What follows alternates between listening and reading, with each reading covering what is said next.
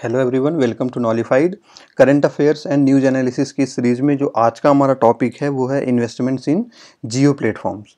दोस्तों, corona virus के इस दौर में जब दुनिया भर के जो बड़े बड़े इकोनॉमिस्ट और अर्थशास्त्री हैं वो ये प्रेडिक्ट कर रहे हैं कि पूरी दुनिया में एक बहुत बड़ा रिसेशन आने वाला है, बहुत बड़ी आर्थिक मंदी आने वाली है, तब इंडिया की एक ऐसी कंपनी है जिसमें पूरी दुनिया की जो बड़ी बड़ी कंपनियां हैं वो लाखों करोड़ों रुपए इन्वेस्ट कर रही हैं। ठीक है, कौन है ये कंपनियां, क्यों कर रही हैं रिलायंस के जियो प्लेटफॉर्म में इन्वेस्टमेंट, इन्हीं सब चीज़ों के बारे में आज हम इस एनालिसिस करेंगे, डिस्कशन करेंगे। चलिए शुरू करते हैं। तो दोस्तों, जियो में इन्वेस्टमेंट कौन कर रहा है, क्यों कर रहा है, ये जानने से पहले मैं आपको थोड़ी सी जियो की हिस्ट्री बता देता हूं कि जियो है क्या। रिलायंस जियो इन्फोकॉम लिमिटेड एक इंडियन टेली कम्युनिकेशन कंपनी है जिसका हेडक्वार्टर मुंबई में है। टेली कम्युनिकेशन कंपनी का मतलब है कि ये मोबाइल सर्विसेज प्रोवाइड कराती है। ठीक है, इसका जो सॉफ्ट लॉन्च हुआ था वो हुआ था 27 दिसंबर 2015 को। सॉफ्ट लॉन्च का मतलब कि वो लॉन्च हुआ था वो ट्रायल बेसिस पे हुआ था, वो सिर्फ इनके जो एम्प्लॉयज़ थे उनके लिए लॉन्च हुआ था। ठीक है, उसके बाद आम जनता के लिए इसको फुल फ्लेज लॉन्च किया गया 5 सितंबर 2016 को, यानी कि 5 सितंबर 2016 से ये अपनी सारी की सारी सर्विसेज सभी लोगों को प्रोवाइड करा रही है। फिर दोस्तों, सितंबर 2019 में इन्होंने सर्विस लॉन्च की जियो फाइबर नाम से, और ये जो जियो फाइबर थी ये DTH की सर्विस, ब्रॉडबैंड की सर्विस और टेलीफोन की सर्विस थी। ठीक है, तो ये तो हो गया जियो के बारे में। अब जियो प्लेटफॉर्म्स क्या है, जो आप लोगों ने न्यूज अगर सुना होगा तो जो सारे के सारे इन्वेस्टमेंट्स हैं ये सबके सब जियो प्लेटफॉर्म्स में इन्वेस्टमेंट कर रहे हैं। तो जियो प्लेटफॉर्म क्या है इसके बारे में जान लेते हैं। अक्टूबर 2019 में जो रिलायंस इंडस्ट्रीज लिमिटेड है RIL, उन्होंने ये अनाउंस किया कि हम अपनी एक सब्सिडरी बनाएंगे। सब्सिडरी मतलब चाइल्ड कंपनी। ठीक है, हम अपनी एक सब्सिडरी बनाएंगे जो कि रिलायंस जियो इन्फोकॉम और जो हमारी अदर डिजिटल सर्विसेज हैं वो सबकी सब ऑन करेगी, यानी कि हमारी डिजिटल सर्विसेज उस सब्सिडरी के अंतर्गत आएंगी। ठीक है, ये सब्सिडरी समझिए कि जैसे टाटा समूह है, टाटा ग्रुप है। ठीक है, टाटा ग्रुप पेरेंट कंपनी है। TCS, टाटा मोटर्स, टाइटन, तनिष्क और ये सारी जो टाटा ग्रुप की दूसरी कंपनियां हैं ये सबकी सब टाटा ग्रुप की क्या है, सब्सिडरी है। इसी तरीके से RIL ने कहा कि हम एक सब्सिडरी कंपनी बनाएंगे जो कि हमारी डिजिटल सर्विसेज ऑन करेगी। हमारी डिजिटल सर्विसेज सारी की सारी उसी कंपनी के अंतर्गत आएंगी, उसी कंपनी में आएंगी। ठीक है, फिर नवंबर 2019 में उन्होंने अपनी ये कंपनी बना ली और इसका नाम रखा जियो प्लेटफॉर्म्स लिमिटेड। ठीक है, तो Jio platforms limited is a subsidiary of RIL and it owns Jio infocomm and other digital services provided by RIL। इसको जो इन्होंने रजिस्टर करवाया था वो करवाया था 15 नवंबर 2019 में। ठीक है, और जो मुकेश अंबानी के तीनों बच्चे हैं, आकाश, अनंत और ईशा, ये तीनों के तीनों इसके डायरेक्टर हैं और इसके साथ शायद 2 या 3 डायरेक्टर और हैं जियो प्लेटफॉर्म लिमिटेड में। अब मैंने आपसे कहा कि जो जियो प्लेटफॉर्म लिमिटेड है इसमें एक तो जियो इन्फोकॉम आएगा, यानी कि जो इनकी मोबाइल सर्विसेज है। इसके अलावा जो ये अदर डिजिटल सर्विसेज प्रोवाइड कराते हैं वो भी उसी के अंतर्गत आएंगे। तो ये अदर डिजिटल सर्विसेज क्या है, ठीक है, क्योंकि जियो और ये अदर डिजिटल सर्विसेज यही जियो प्लेटफॉर्म को बनाती हैं। तो जानते हैं अदर डिजिटल सर्विसेज कौन कौन सी हैं। तो दोस्तों, ये सारी की सारी इनकी डिजिटल सर्विसेज हैं जो कि ये प्रोवाइड करा रहे हैं। माई जियो आपको पता ही है कि ये मोबाइल सर्विस है। जियो सावन म्यूजिक सर्विस है। जियो सिनेमा है, वो मूवीज और वीडियो स्ट्रीमिंग का काम करती है।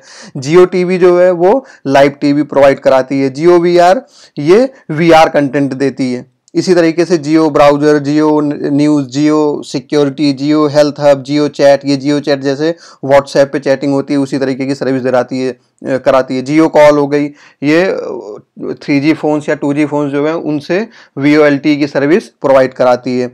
जियो क्लाउड, ये जैसे गूगल ड्राइव है उसी तरीके से क्लाउड स्टोरेज की सर्विस दे देती है। जियो मार्ट, ये इनका एक बहुत ही एम्बिशियस प्रोजेक्ट है ई-कॉमर्स का, ई-कॉमर्स और किराना का। ये पूरी देश को देश में किराना स्टोर्स को ई-कॉमर्स से ऐड करने का इनका एक एम्बिशियस प्रोजेक्ट है। इसी तरीके से जियो मनी, जियो मीट, जियो गेम्स, ये सारी की सारी डिजिटल सर्विसेज हैं जो कि जियो प्लेटफॉर्म्स लिमिटेड के अंतर्गत आती हैं।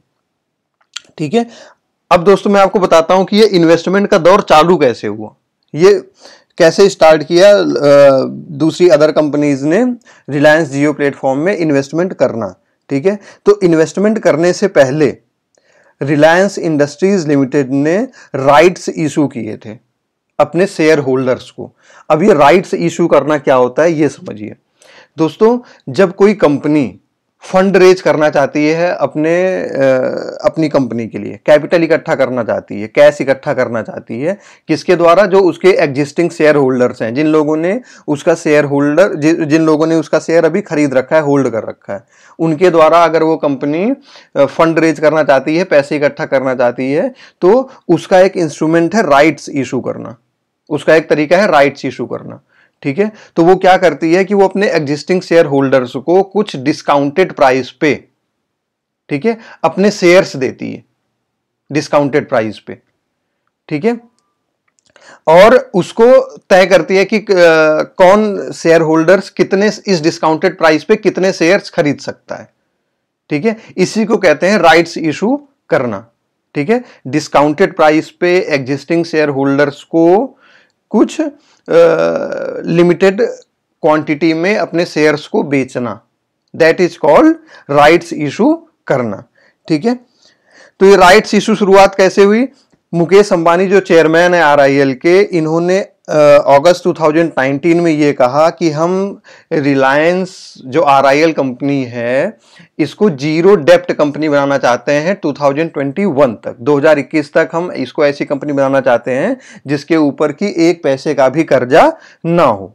ठीक है, तो ये जो क्वार्टर बीता है मार्च में, इसमें जो आउटस्टैंडिंग डेप्ट यानी टोटल कर्जा था रिलायंस के ऊपर वो था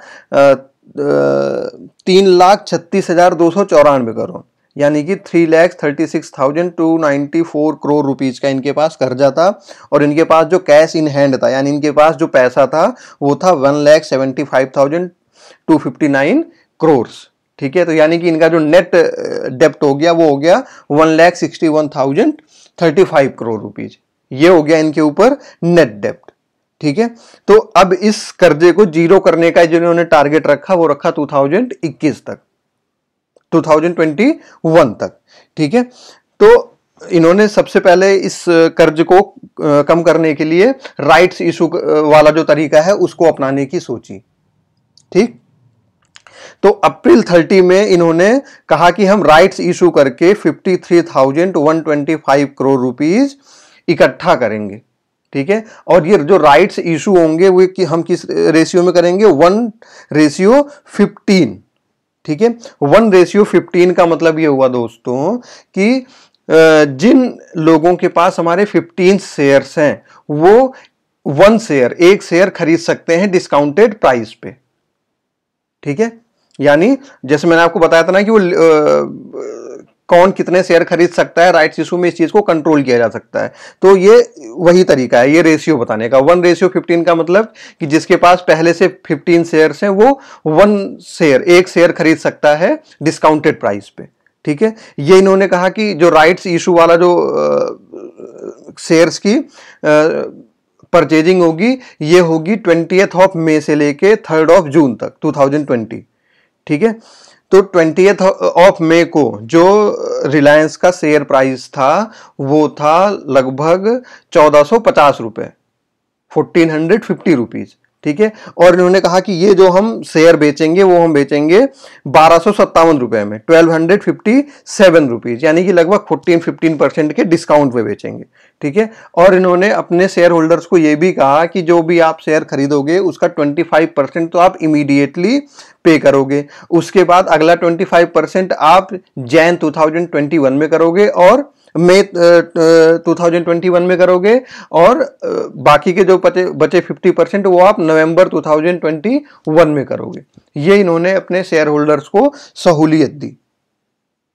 ठीक है, तो ये इस तरीके से इन्होंने 53,125 करोड़ रुपीज इकट्ठे किए, फंड रेज किया इतने रुपीज का। मेरे ख्याल से आप लोगों को राइट्स इशू समझ में आ गया होगा। राइट्स इशू क्या होता है? अपने एग्जिस्टिंग शेयर होल्डर से फंड रेज करना। ठीक है, उसके लिए कंपनी क्या करती है? उनको डिस्काउंटेड रेट पे शेयर्स देती हैं। ठीक है, और लिमिटेड नंबर्स में देती हैं। वो लिमिटेड नंबर्स को कंट्रोल करने का जो तरीका है वो ये प्रपोर्शन का होता है कि जिसके पास इतने शेयर पहले से हैं वो इतने शेयर खरीद सकता है। जैसे 1:15 का मतलब है कि जिसके पास 15 शेयर्स हैं वो हर 15 शेयर पे एक शेयर खरीद सकता है।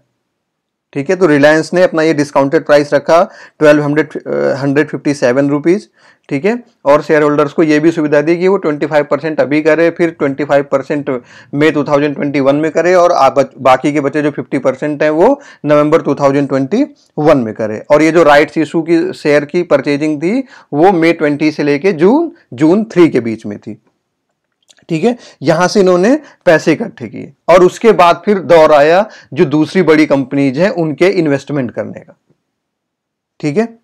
तो ये कंपनीज कौन कौन सी हैं ये जान लेते हैं दोस्तों।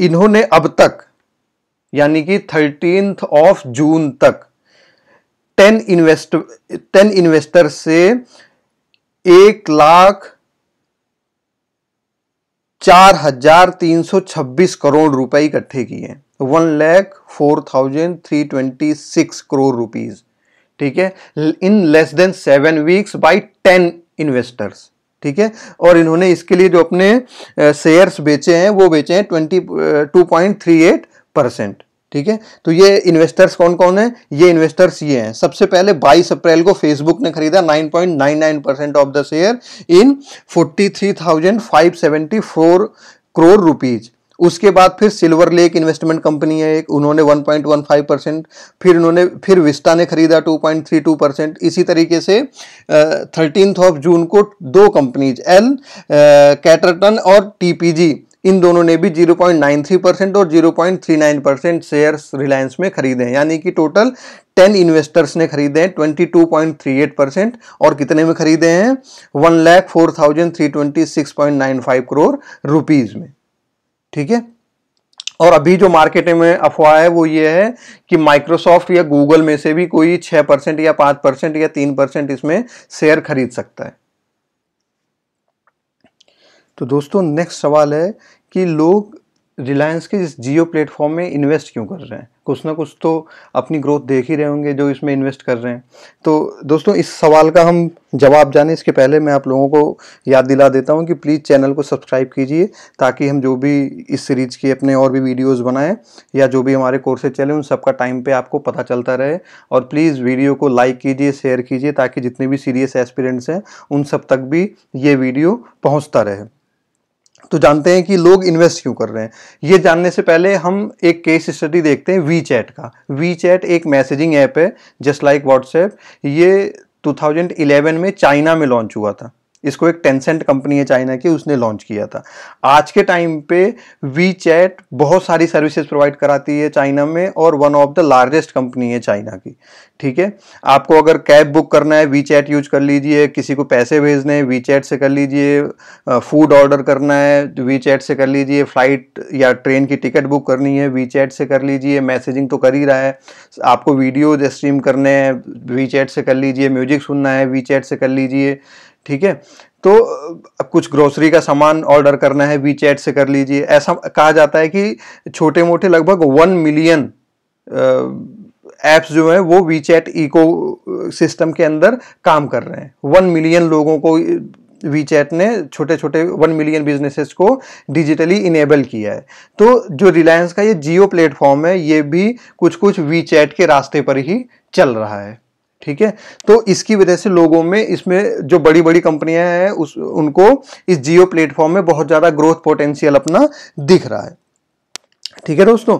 तो एक जो सबसे बड़ी वजह है लोगों के इन्वेस्ट करने का वो ये है कि जो जियो है वो इंडिया की इस समय सबसे बड़ी टेलीकम्युनिकेशन कंपनी है। 2015 में ही लॉन्च हुई थी, लेकिन सारे जो पुराने टेलीकम्युनिकेशन सर्विस प्रोवाइडर कंपनीज थी, एयरटेल, वोडाफोन, आइडिया, इन सबको पीछे छोड़ते हुए इस समय जियो इंडिया की सबसे बड़ी लार्जेस्ट टेलीकम्युनिकेशन कंपनी है, जिसके की यूजर जो है वो 387 मिलियंस है। 387 मिलियंस का मतलब हो गया कि यूएसए, अमेरिका की जो जितनी पॉपुलेशन है उससे ज्यादा यूजर जो है वो रिलायंस जियो के हैं, ठीक है।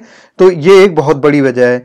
एक जो इनका बहुत ही ज्यादा एम्बिशियस प्रोजेक्ट है जियो मार्ट का, वो इनका ग्रोथ इंजन बन सकता है, ठीक है। जियो मार्ट जो प्रोजेक्ट है इनका वो ये है कि देश के 200 शहरों में 200 सिटीज में जितने भी छोटे बड़े किराना स्टोर्स हैं उन सबको अब इस जियो मार्ट से जोड़ना और लास्ट माइल कनेक्टिविटी प्रोवाइड करवाना, ठीक है, यानी कि सारे के सारे इन किराना स्टोर्स को ऐड जोड़ करके जो ग्रोसरी डिलीवरी सर्विसेज या जो और सारी की सारी इसेंशियल गुड्स हैं उन सब की डिलीवरी सर्विस को जियो मार्ट के द्वारा किया जा सकेगा। तो ये एक इनका बहुत ही ज़्यादा एम्बिशियस प्रोजेक्ट है, जिसको कि ये शुरुआती दौर में ही 200 शहरों में लॉन्च करने जा रहे हैं। अभी जो सबसे बड़ी कंपनी है बिग बास्केट या अमेजॉन, वो भी 120-130 शहरों में ही अपनी सर्विसेज को प्रोवाइड करा रही हैं, और ये लॉन्चिंग के टाइम से ही 200 सिटीज में अपनी सर्विस को प्रोवाइड करा रहे हैं। ठीक है, दूसरी जो एक बहुत बड़ी बात है वो ये है कि ये जो कंपनीज इन्वेस्ट कर रही हैं रिलायंस जियो प्लेटफॉर्म में, इन सबको जो इंडिया का एक लार्ज कंज्यूमर बेस है, ठीक है, उन सबका एक्सेस मिल जाएगा, उन सब तक इनकी पहुंच हो जाएगी। तो ये भी वजह है इन कंपनियों का यहाँ पर इन्वेस्ट करने का जियो प्लेटफॉर्म में। दूसरी चीज दोस्तों, जो जियो प्लेटफॉर्म है ये एक डिजिटल इनेबलर की तरह काम करेगा। अभी जैसे कि कुछ दिनों पहले ही जो मुकेश अंबानी है, इन्होंने अपने एक इंटरव्यू में कहा था कि मेरा ये सपना है कि मैं भारत के छोटे से छोटे किसान को, छोटी सी छोटी दुकान को, छोटी सी छोटी कंपनी को, छोटी सी छोटी एमएसएमई को अपने इस डिजिटल इकोसिस्टम से ऐड करूं, ताकि उन सबको एक बहुत बड़ा मार्केट मिल जाए अपने प्रोड्यूस को बेचने का। तो अगर ये इसी सपने पे काम करेंगे तो इनका यही सपना है कि छोटी सी छोटी जो कंपनी है, किसान है, दुकान है, उन सबको अपने इस सिस्टम से ऐड करके उनको एक बहुत बड़ा मार्केट प्रोवाइड करवाना। तो ये एक डिजिटल इनेबलर की तरह काम करेगा। जैसे कि वीचैट ने अपने अंदर एक इकोसिस्टम में लगभग 1 मिलियन ऐप्स को अपने अंदर रखा हुआ है। ठीक है, तो ये जियो प्लेटफॉर्म भी वीचैट की तरह ही काम कर सकता है, तो जिससे इसकी ग्रोथ के जो है मायने वो बहुत बड़े हैं, और इसी को ध्यान में रखते हुए इतनी बड़ी बड़ी कंपनियां इसमें इतना बड़े अमाउंट का इन्वेस्टमेंट कर रही हैं।